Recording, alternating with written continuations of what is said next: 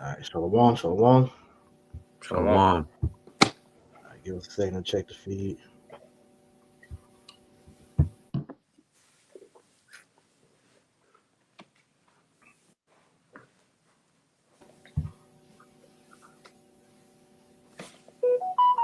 All right, we're good. All right, Shalom. Shalom. Brothers Shalom. from Great Shalom. Millstone, Charlotte, coming back with another Lord willing lesson to feed the elect of the nation of Israel. And before we get started with this lesson, we want to give all honor, praise, and glory to Yahweh, Bahashem, Yahushai, Bahashem, Rachahakodash. Double honors to our apostles and elders of Great Millstone that taught us this truth and that rule well. And peace and salutation to the elect that's out here laboring in all truth and sincerity. To you, we say Shalom. Shalom. Shalom. So we back on another 12 tribes breakdown. This time we want to go into the breakdown of the tribe of Asher, which is you so-called was it Pat say Colombia, it really again. Uruguay, Colombians, Mm-hmm. Uruguayans, you know. Brazilians. Yep. Mm-hmm. Like I had a brain fart. But yeah, so we just wanted to, go into this to this breakdown so that we can, bring out the understanding, so uh we can start. Could you get Genesis 49 and 20? I got it right here. Oh, you can pull it up on the screen? No, I'll just leave it like this. I say it'll be too much going back and forth. Okay. This is Genesis chapter 49 and verse 20. It says, out of Ashar, his bread shall be fat, So and I he can shall. start at the beginning part and then jump down. Okay. Where it talks about the where the tribes are going to be at and all that. Okay. This is Genesis 49 and verse 1. It says, and Jacob called unto his sons and said, gather yourselves together, that I may tell you that which shall befall you in the last days. Right, because every time we do these breakdowns, I want to continue to bring out this point to let you know that look, in Genesis 49 is one of the chapters that we use to help determine where the tribes are today. So as we know, according to the curses, how Israel was scattered throughout the four corners of the earth. So this prophecy that we're reading today, all right, where Jacob was telling his sons where the tribe of Asher will be at, in these last days, so we can get an indicator to know who the tribes are, man. Go ahead. It says, go to verse 2. Go ahead. Let's see what it says, and then we'll jump down. Okay, Genesis 49 and 2, it says, gather yourselves together, and hear ye sons of Yaiqua, and hearken unto Israel, your father. Mm-hmm. You jump down. Verse 20. Genesis 49 and 20, it says, out of Asher his bread shall be fat, and he shall yield royal dainties. Right. So we want to go into the breakdown of what this prophecy speaks of. So let me pull this up on the screen. So you run it back one more time, Baba Shaw? Genesis 49 and 20, it says, out of Asher his bread shall be fat, and he shall yield royal dainties. Right. So it says, out of Asher the bread shall be fat, and he shall yield royal dainty. So I'm gonna just read this excerpt from this site off of medium.com dealing with the breakdown. So it says the dainties, which are the exquisite foods, are never on display more than at festivals. The biggest of them being the South American Carnival, which is also known as Mardi Gras, and is highly celebrated through Latin America. Carnival is derived from Latin carnem lavar, meaning removal of flesh. The festival ends at the beginning of Lent, so there are many meat-free recipes, including an abundance of sweet treats and other tasty foods. So the bread going into the resources that land that Asher is in right now, is pretty much famous for, man. Okay, Mm-hmm. and then going into the dainties, because like I said, the bread going into, because that land over there in Colombia, Uruguay, and all that is rich in oil, and different natural resources, which is why Esau, has his hand over there. All right, pretty much, taking advantage of the land to where the tribes aren't benefiting from that as they could be, you know. Huh. It Hey, and I got says, some articles, priest. Whenever you're done. okay, kind of. Just go ahead and if you want to go ahead and shoot it now, I'll put it on the screen. I'll finish it out real quick. It Con. says, and he shall yield royal dainties. Now, as we said, the dainties is going into the food, okay, because that's a big part of Brazilian culture. All the countries that we named, Uruguay, Guatemala, and all that. They're known for their good food, man. So I'll add this to the brother real quick, and you go ahead and go with bro. So just real quick, I got this article right here. It's from USDA.gov. It says Brazil's momentum as a global agricultural supplier faces headwinds. So when you go into this, pretty much touching on Brazil, but really that whole region, like the brother mentioned, from Colombia down to Brazil, down to Uruguay, that whole region is very fertile. It has a lot of resources as far as minerals. But touching on the agriculture real quick, it says Brazil, the 5th largest country in area and population, and the largest in terms of arable land, is among the few countries with potential to increase agricultural productivity. Over the past 2 decades, Brazil has been consolidating its position as a major producer of agricultural commodities and related food products, as well as a supplier of international markets. Right? Because whenever you see now, when you look at BRICS, the B for BRICS stands for Brazil. And they always say that Brazil is the breadbasket of the earth. So that just goes to show you how fertile and how pretty much fruitful that land is. They got the Amazon forest there, and constantly we see Esau, like the brother priest just mentioned. You see Esau going down there and trying to get the resources out that land. They constantly burn down the rainforest so that way they can expand their agriculture. But it says, "Oh, Con, you got something? Bro. Go ahead, bro." I wait till you done. Con, I just want to read this paragraph real quick. But it says, "It is now a top 5 producer of 34 commodities and is the largest net exporter in the world. This is continuing trade expansion and diversification of markets and products remains at the core of Brazil's agricultural growth strategy.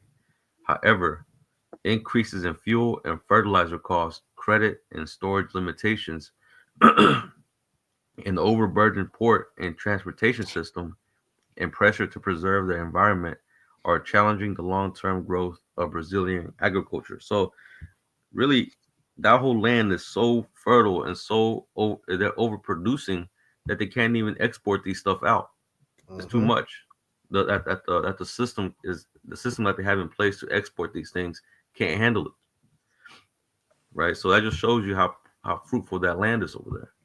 That's right. Right.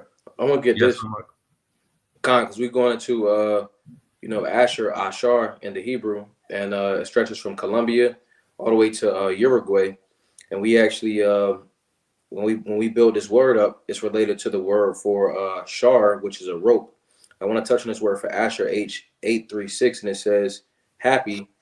It says happy one. Now going to the root word, it says Ashar. It says to go straight. It says to go straight on. It says to go straight, to set straight, writing, to pronounce, happy, call, blessed, and that's pretty much what his name goes into. All right, and I got a little bit more. It says to be straight, which that goes back to the scriptures. Jacob be like, you good, you straight, which that really goes into Asher's name, because when you're straight, you're pretty much well off or you're blessed.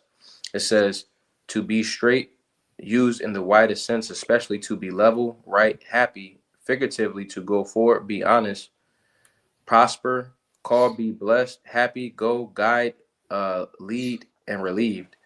All right, I'm going to read this as well. It says, Asher, it says, in relation to shar, which means a rope, it says, which is ropes and cords made from bark strips of cedar or the tendon of an animal. The rope is made by twisting 2 fibers together. The beginning has to be pressed, which the beginning is ra'ash, and it says has to be pressed, which that's the shah, all right, which that means to press, and they're pressed together. It says ropes were used to secure something or support something related to the umbilical cord.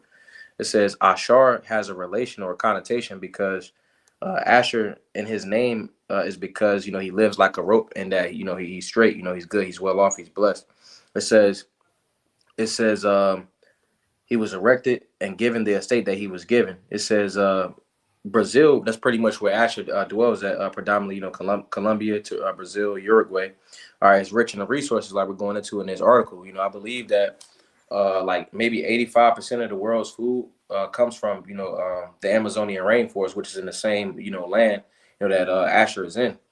And that's pretty much why his name goes into to be blessed, or to be set aright, you see, because essentially, he got everything. He got iron. All right, it's heavy coffee imports. It's heavy banana imports. It's heavy imports of a lot of stuff in that specific area of the world, and that's ultimately why his name goes into happy, which is again, it's Ashar. I can add to that, because if you Google what is Brazil rich in, like you name, it says iron ore, manganese, copper.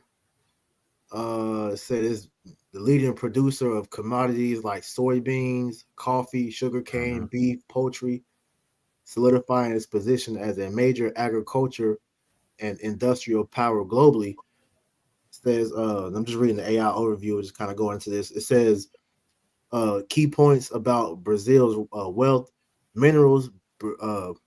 Brazil is considered one of the world's leading producers of iron ore, which is funny because, like, you go into your womb, that word Brazil goes back to the Hebrew word barazal, which is iron, right?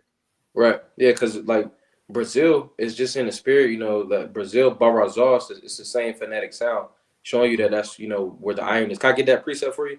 You got it. This is Deuteronomy 33 and 24. It says, and of Asher he said, let Asher be blessed with children, let him be acceptable to his brethren, and let him dip his foot in oil. And which, if I could touch on the verse 24, it says, let him be acceptable to his brethren, and let him dip his foot in oil, you see, because you got, the so-called Amazonian Indians, essentially, it'll be some elect amongst, them, so that's why it says to let him be acceptable to his brethren, because how they live is kind of detached, from society, but again, it's going to be elect, amongst them. But it says, verse 25, it says, go back, 25, it says, thy shoes shall be iron, and brass as thy days, so shall thy strength be. Yeshua, I'm gonna put you back on the screen in a minute. I just wanted to pull this up off of what your one was reading. Find that section.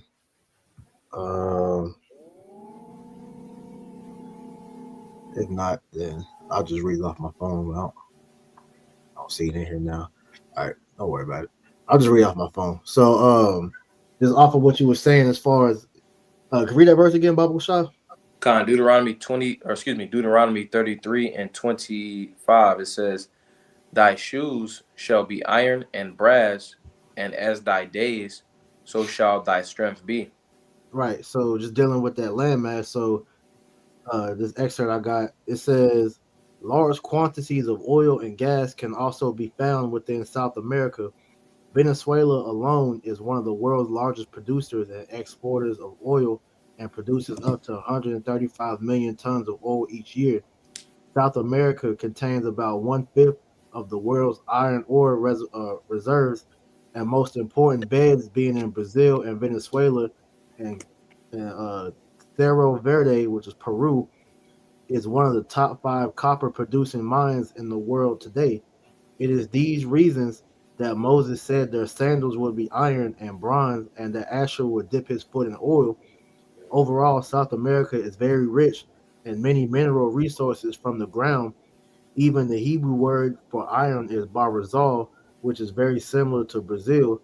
It was not lost on the European explorers when first coming into contact with these natives that they were associations linked to Hebrews according to their customs, language, and clothing. Now, when you go into especially like countries like Peru, all right, a lot of them know that they go back to Israel, man. They still practice the customs to somewhat. They wear the fringes and all that. So I got some pictures I wanted to show, just of some of Israelites over in Peru. But you got it, you one. I'm gonna get this too. This is it's that word for so let me go back. is the word for iron. And like we were saying, it goes into the Hebrew word barazal, and it pretty much goes into iron ore. It says material or furniture, utensils, implements, and tool of iron. Pretty much going into how, Asher, again, is blessed with that iron, because with the resource of iron, it's a lot of things that you can do with this. It's very versatile. And I want to get this, though. This is Genesis chapter 30 and verse 13. I'm sorry, verse 12. It says, and Zilpah, Leah's maid, bare Yaakov a second son. And Leah said, happy am I, for the daughters will call me blessed, and she called his name Asher. And pretty much, just iterating the point, that that was pretty much that name prophesied how Asher was going to be set up. He was going to be blessed, and he was going to be fortunate, for the land that he got in Brazil, God, real quick, let me put this on the screen. Cause like that the article I just read has said that in there were associations linked to Hebrews according to the customs, language, and clothing, because like I said, a lot of them are aware of their roots, of where they go back to. So we got some pictures that we wanted to show, just to show that, hey, Jake is knowledgeable of their history, where they go back to, man. It's just America is the main part where this truth is hidden. But a lot of Jake, they're not keeping the laws 100%. But the fact that they still know where they come from, just lets you know that these got to be Israelites, man. Could you get Romans 8 and 16 real quick? This, like you see here, these are Hebrew Israelites from South America. Look how they're dressed, man. You see the fringes, all right? I don't really see a border of blue on it, but the fact that it's still, they're practicing the customs either way. All right, so you got this one, and I'm gonna put this other one on here.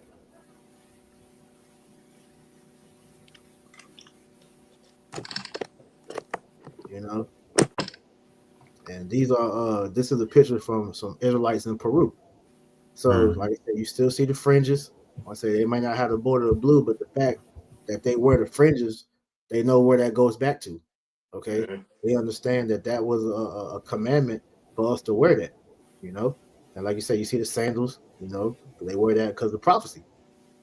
Right, and also, if I may add too, I remember I looked into them a while back. They also keep their hair long because they're trying to keep the Nazarite vow as well.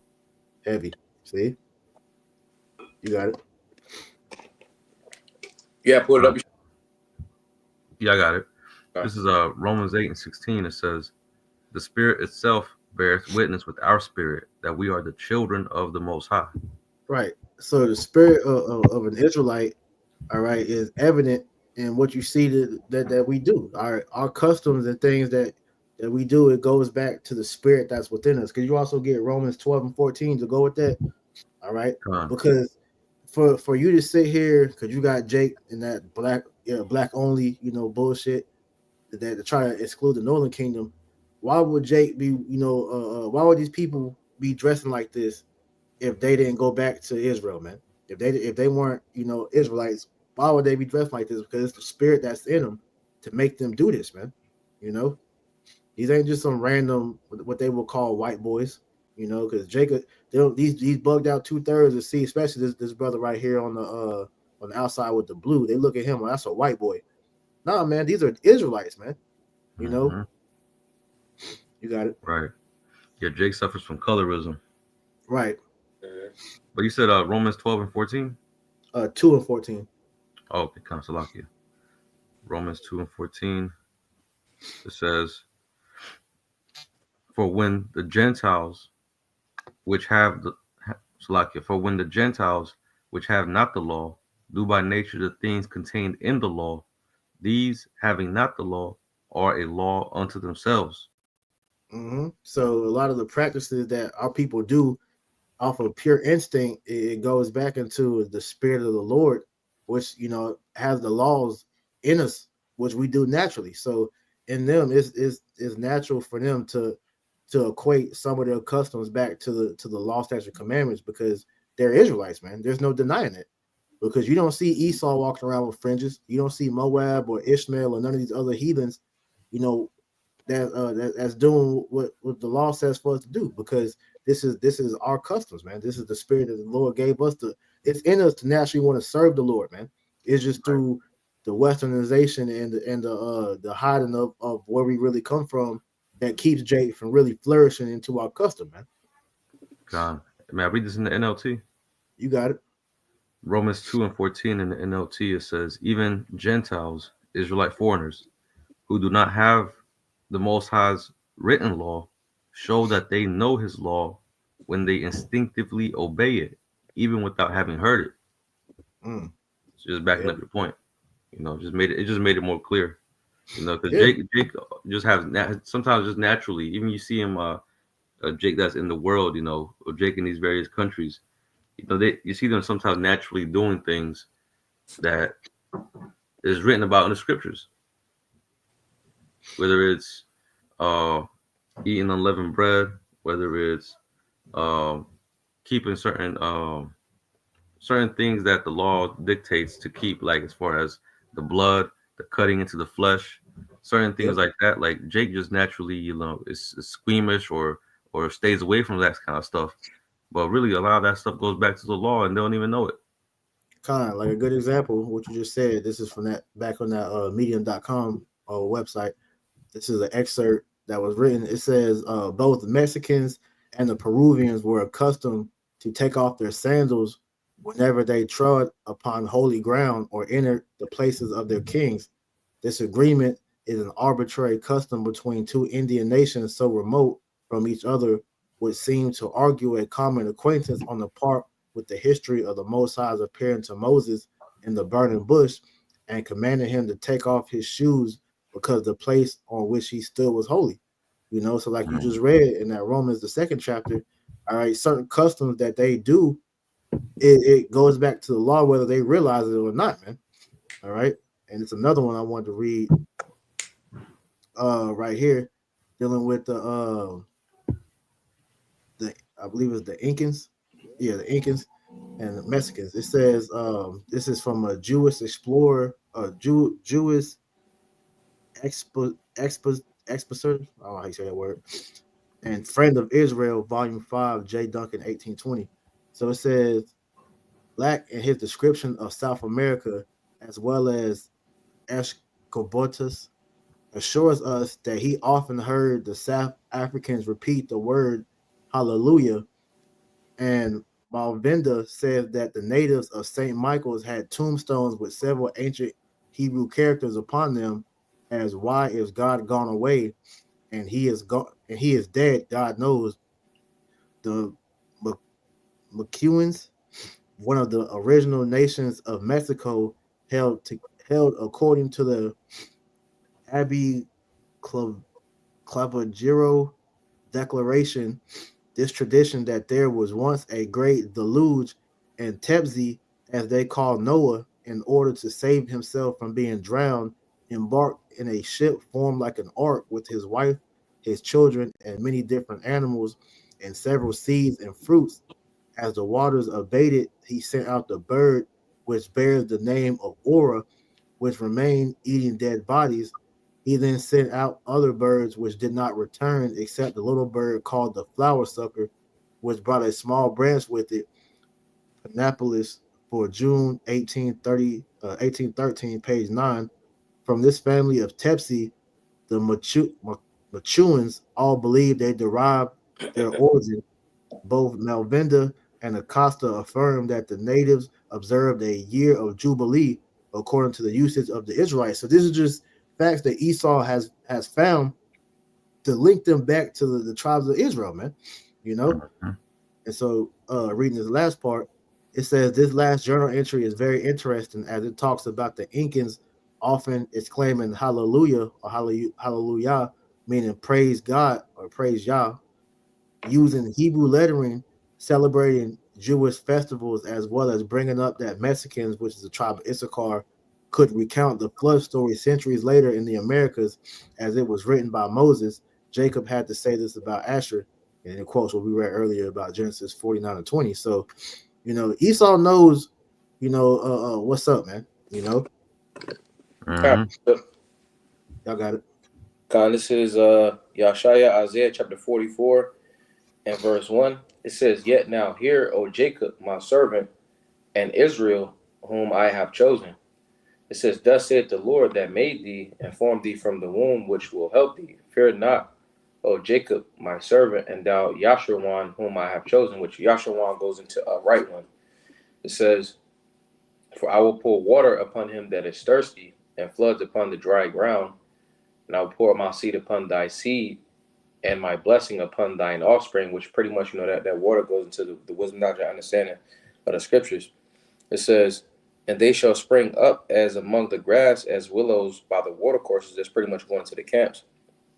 It says, one shall say, I am the Lord's, and another shall call himself by the name of Yaquab, Jacob, and another shall subscribe with his hand unto the Lord, and to name himself by the name of Yasha'Allah, Israel. Now I want to get this in the NLT for verse 5. It says, some will proudly claim,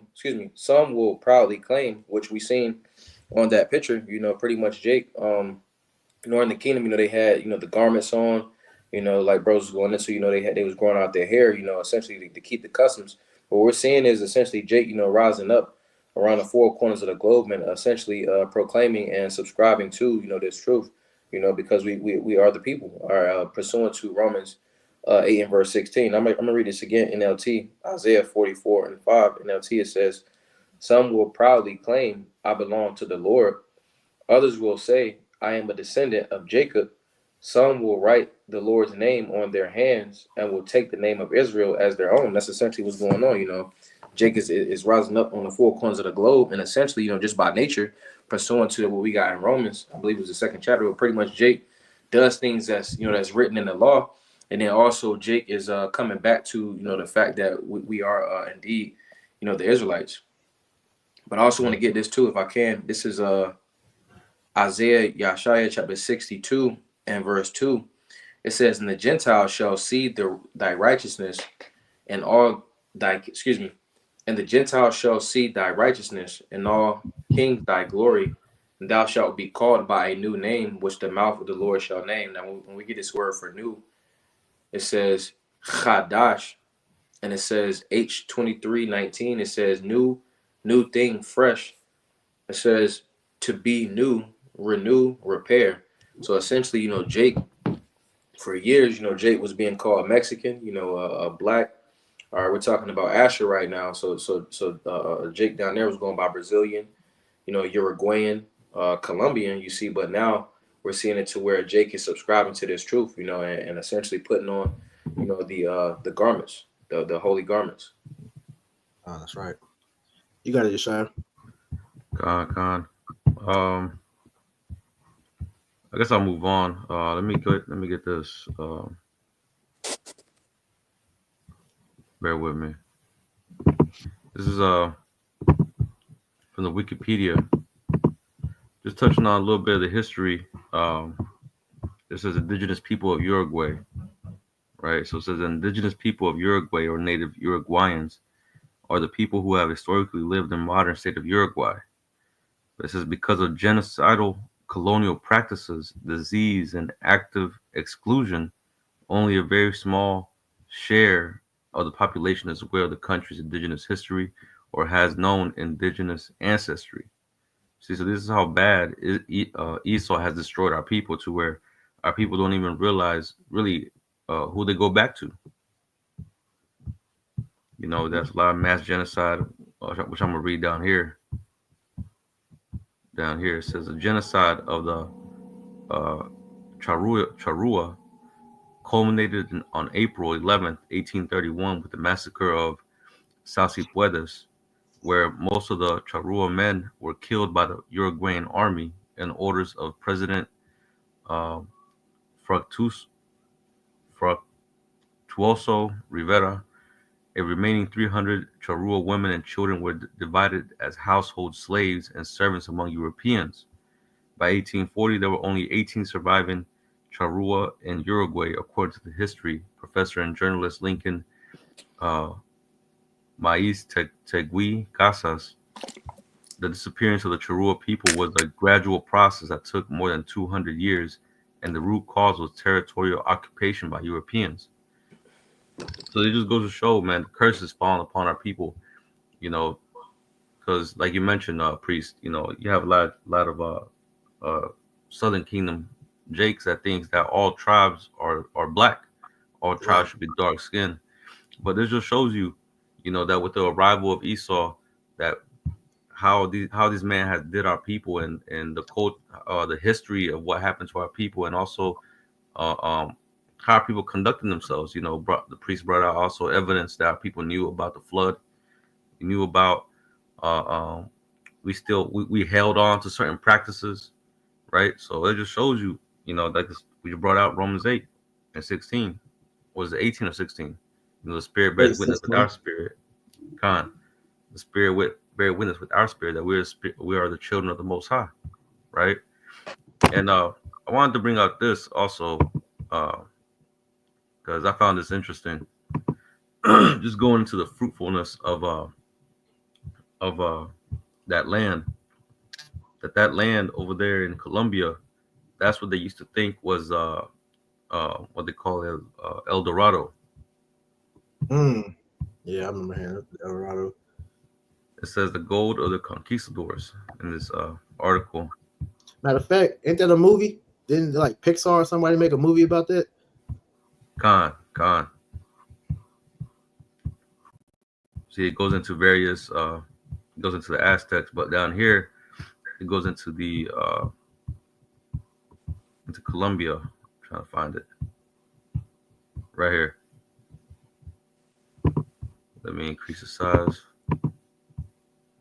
So it says the gold of El Dorado. It says in ancient Colombia, gold was also revered for its luster and association with the sun.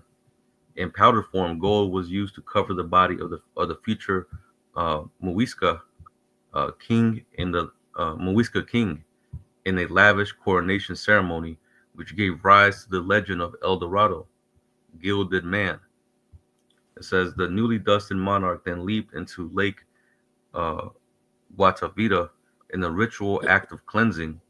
Meanwhile, onlookers threw precious objects into the lake as auspicious offerings to the gods.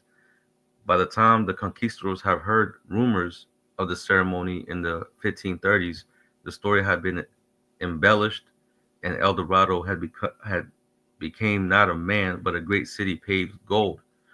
But at the end of the day, it just shows you that how much wealth Jake had at that time, enough to grind down gold to a powder, and then just powder the king with gold as a ceremony. But it says but pretty much goes into some more of the history how they couldn't find a city. But the point being is that that land was very rich in resources and in agriculture, all that, man. Mm-hmm. Because it's like the Incan, because that the Incan Empire, that's around the same area where you see, you know, Asher and them, you know, today. The people we're talking about now, you know, the Brazil, Uruguay, and all that. So we can link those people back to the Incan Empire, man.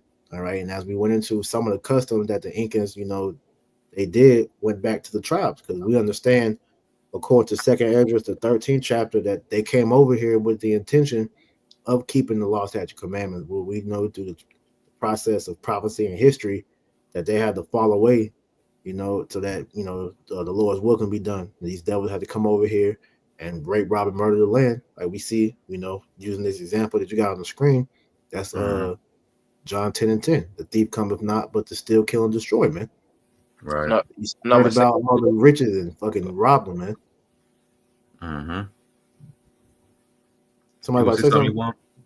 Yeah, if I'm not mistaken, I believe that goes into Ophir as well, right? From the gold in the Americas. I believe so. Sure on I that. don't know. Okay. But I know, you know, this whole land over here was wealthy in gold. That's why Esau came. Well, it was one of the reasons why Esau came over here. Mm-hmm. Mm-hmm.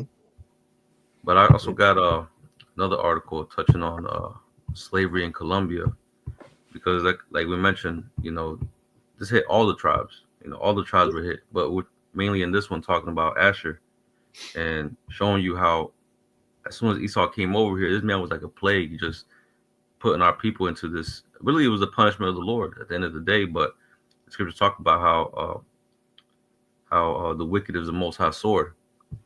Mm-hmm. But it says right here, Grab this for you real quick, so we just get a scripture in between that.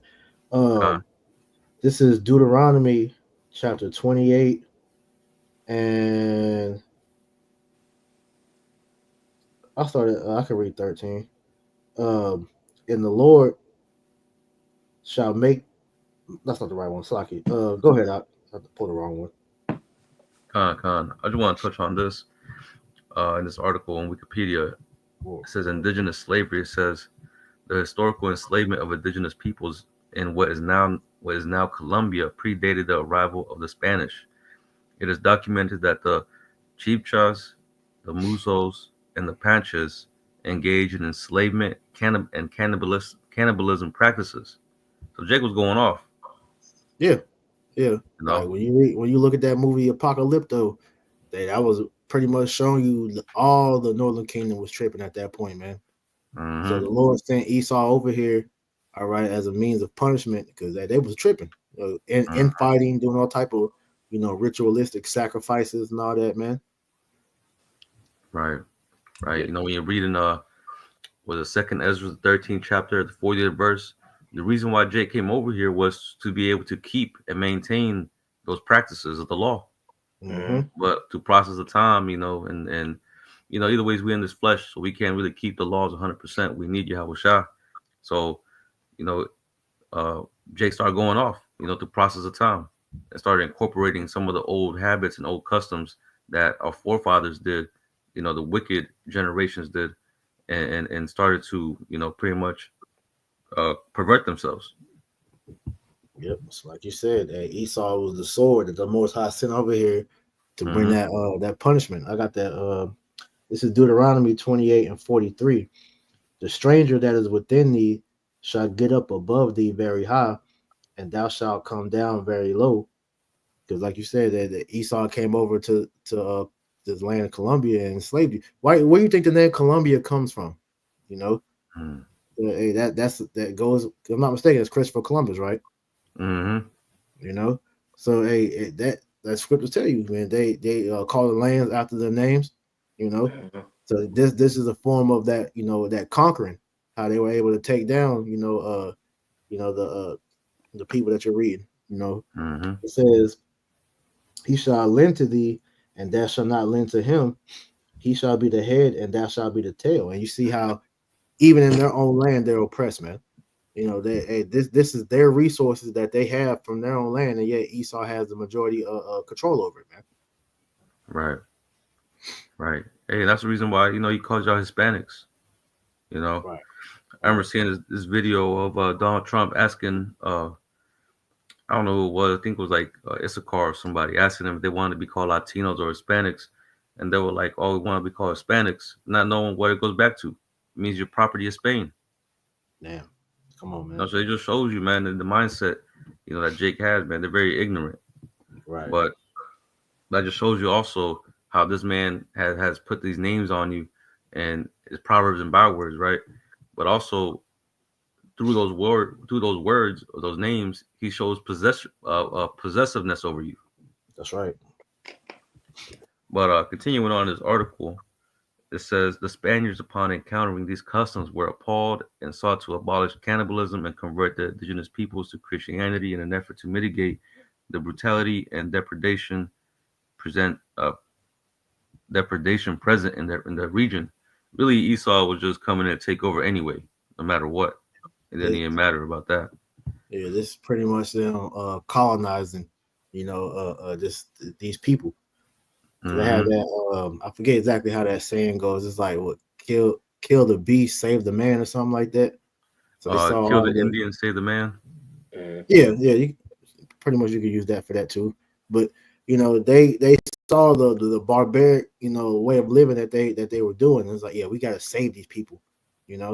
Esau got that fucking savior complex, thinking that they can make these people better. But we know the end result was them to go enslave them, man. Right. Esau just virtue signaling right here, really. Right. I got a precept. Gone. This is it's a lot. Give me a second. This is Proverbs. It's a lot. I gotta find it. How it go? Transgression increaseth. I got it right here. This is Mashal Yah, Proverbs 29:16. It says, when the wicked are multiplied, transgression increaseth, but the righteous shall see their fall. And which, you know, the the elect is seeing the downfall of Esau Edom, you know, currently as we speak, you know, as these prophecies continue to push forward. You see, but the prior part of this verse, it says, when the wicked are multiplied, transgression increaseth, you know. So ultimately, you know, when Esau conquers, you know, different peoples, you know, essentially, you know, his ideologies are multiplied. You see, so essentially, we start to see a transgression increase, and then also, you know, literally as well. You know, that's why we see things such as Hellenization, Westernization. You see, because like bros was going into, you know, they would say, oh, well, we gotta, you know, tame these, you know, so-called ruthless savages. When, you know, the whole time, you know, Jake was, you know, chilling. You know, Jake was going off, you know, but Jake was living a peaceable type of life, you know, somewhat. You know, Esau, every time he goes somewhere, he has to spread his ideology, you know, when contrary, you know, to everyone's belief, you know, or those in the world's belief, you know, essentially they feel as if, you know, Esau was, you know, this clean, civilized type person. But really, when you dig down deep into his history, you know, he had to be taught by us how to bathe himself, how to essentially run a society. Really, he got that from Jake, you know. Mm-hmm. That's right. Excuse me. Yeah, hey, and I'm pretty sure, man. Hey, I'm pretty sure not all Jake were going off, man. I'm pretty sure you had the prophets back then warning the people, and he was still going off. Yeah, you know, Just like always. you got, you know, Jake scattered amongst all of us, you know, that was trying to do right. You know, that you got the righteous family lines in all the tribes, man. Mm-hmm. That's right. But continuing on in this article, I'm just going to read a little bit more. It says, as the Spanish conquistadors advanced, indigenous peoples who opposed and fought against the viceroyalty of New Granada were subsequently enslaved as prisoners of war in accordance with Spanish customs. For instance, Gonzalo Jimenez de Quesada distributed captured prisoners among his captains and soldiers.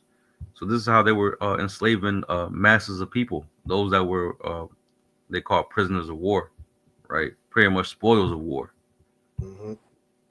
But let me read down. Let me skip down by this right here. It says by 1545, the new laws repealed the inheritability of encomiendas. Because again, when you go back to that word, we did this in the previous video. That word encomienda really means slavery. It goes into the marketing of you Jakes, you know. But this is a word that Esau uses to hide the fact that he enslaved you so-called Hispanics. But it says weakening encomienderos by dissolving the grant upon their deaths, again allowing the viceroys and governors to establish new encomiendas. This reached a new dimension with the colonization of the New World, since the subjugated native people was insufficient for the exploitation of natural resources.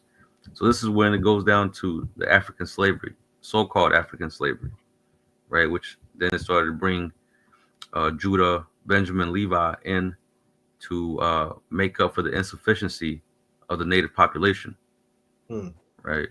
So, and you had that happen not just in Colombia, you had that happen in Brazil. That's why there's a lot of dark-skinned brothers over there in Brazil.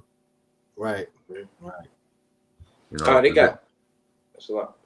No, I was just gonna add because you know the weakening population of the natives, you know, they had to bring in Southern Kingdom men to pick up the slack. Mm-hmm. You go ahead, bro. I'm gonna get this real fast. This is Isaiah 22 and verse 17, which really this is ascribed to, you know, Southern Kingdom being a slave and America, Babylon the Great, but I just want to apply to, you know, captivity. But it says, behold, the Lord will carry thee away with a mighty captivity and will surely cover thee. He will surely violently turn and toss thee like a ball into a large country. There shalt thou die, and there the chariots of thy glory shall be the shame of the Lord's house. And pretty much, you know, Jake, like you essentially said, Jake and all of the tribes was enslaved. Whether that be Issachar in the Philippines, whether that be Judah in Brazil. You see, because predominantly, you got Asher down there in Brazil. You see, but you also got some Judites down there as well. It's a population of Judah down there. Then also it's Judah in Mexico, but pretty much Jake was essentially put into captivity. Like we're going into in this lesson in Brazil. Yeah, when you go into the history, which a lot of black-only Israelites don't realize that the Northern Kingdom went into slavery first. Like Yeshua was saying, because the Northern Kingdom, they had a little bit more fight as far they was willing to die, versus serving Esau, and just for the labor part of it, just Judah is just a hard worker all around. So they had to bring in, the Southern Kingdom, Judah, to pretty much, keep up with the workforce that they was wanting. Because a lot of the Northern Kingdom was dying, early on in that slavery. This is why they had to bring, the Southern Kingdom in there. Con. Yeah, and I got this for y'all. This is Deuteronomy 28 and verse 23. It says, "And thy heaven that is over thy head shall be brass, and the earth that is under thee shall be iron." That's essentially going into the slave trade. But really, Jake was between a rock and a hard place, right? As they say in the world, man. So no matter where Jake turned, there was judgment. You had the smallpox epidemic, at that time. You had the Esau coming in with the sword, just jacking up Jake. Mm-hmm. You had Jake, infighting amongst Jake. It was all kinds of. You can just go through Deuteronomy 28, and there's a whole plethora of curses that fell our people that can be visualized in these times that we read about. Yeah, and on top of that, all the curses apply to all the tribes, man, which is another indicator, like the scripture. Real quick, it says Deuteronomy 28:45. Moreover, all these curses shall come upon thee, and shall pursue thee, and overtake thee till thou be destroyed, because thou hearkenest not unto the voice of the Lord thy power, to keep his commandments and his statutes which he commanded thee. So the tribes are all under the curse and suffering from the same thing. This is another indicator to let us know that we got to be the same people, man. All right, they deal with the same problems that we deal with over here in America, man. That's right. Sure, that's all I had, bro. Yeah, that's all I had too. Kind of likewise. So yeah, we ain't gonna prolong it then. So Lord on this lesson was edifying. All right, so we're gonna close out, giving all honor, praise, and glory to Yahweh, Bahashem, Yahushai, Bahashem, Racha HaKodash. Double honors to our apostles and elders of Great Millstone that taught us this truth and that rule well. And peace and salutation to the elect. Until next time, we say Shalom. Shalom.